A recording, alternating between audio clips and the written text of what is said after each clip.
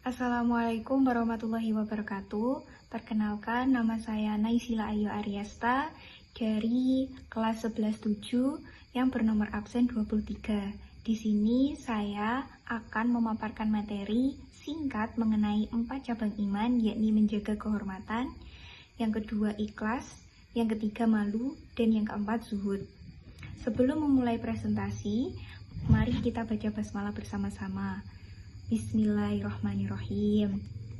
Materi yang akan kita bahas ada 4. Yang pertama adalah menjaga kehormatan, yang kedua adalah ikhlas, yang ketiga adalah malu, dan yang keempat adalah zuhud.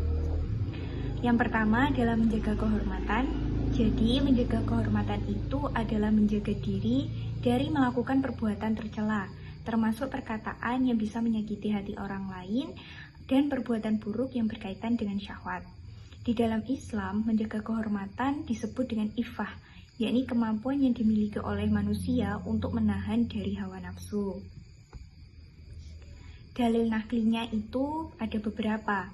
Yang dapat disimpulkan adalah Islam mengajarkan kepada umatnya untuk menjaga diri, salah satunya menjaga pandangan dan kemaluan agar tidak terjerumus ke dalam perbuatan maksiat. Selain itu, menjaga diri juga dapat diartikan sebagai menahan diri dari berbuat sesuatu yang dapat merugikan diri sendiri maupun orang lain.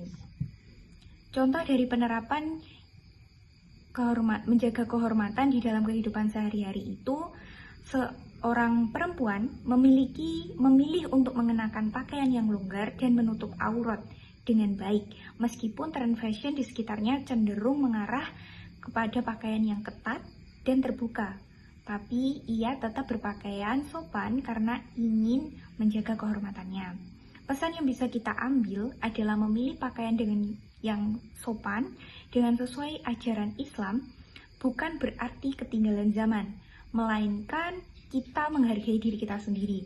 Dengan berpakaian yang baik, kita menjaga kehormatan dan mendapatkan rasa kehormat dari orang lain. Yang kedua adalah ikhlas.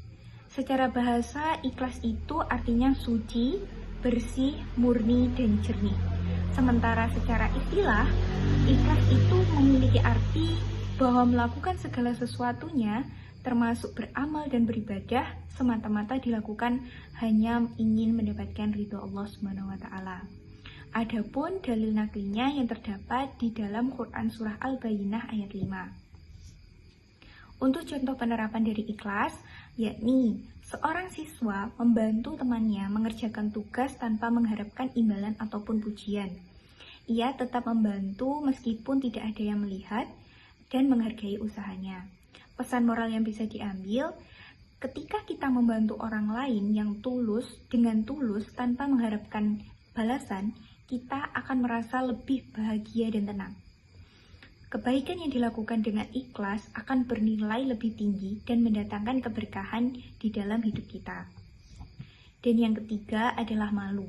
Malu ini sifat atau perasaan seseorang yang timbul untuk menjaga dirinya agar tidak melakukan perbuatan tercela yang tidak sesuai dengan norma. Adapun dalil naklinya yang memiliki arti dari Abu Mas'ud, Nabi Shallallahu Alaihi Wasallam bersabda, sesungguhnya di antara apa yang didapatkan oleh manusia dari perkataan yang disepakati para nabi adalah, jika kamu tidak malu, berbuatlah sesukamu. Hadis riwayat Bukhari. Contoh dari penerapan malu adalah ketika seorang anak menemukan uang di jalan dan tidak langsung mengambilnya untuk dirinya sendiri. Ia merasa malu jika mengambil sesuatu yang bukan miliknya sehingga memilih untuk mencari pemiliknya atau memberikannya kepada pihak berwenang. Pesan moral yang bisa kita ambil adalah memiliki rasa malu saat berbuat curang atau mengambil sesuatu yang bukan hak kita menunjukkan bahwa kita memiliki hati yang bersih. Dengan menahan diri dari perbuatan yang tidak jujur, kita menjaga kehormatan diri dan menjaga kepercayaan dari orang lain. Dan yang terakhir adalah zuhud. Zuhud berasal dari bahasa Arab yang artinya tidak ingin terhadap sesuatu atau meninggalkannya.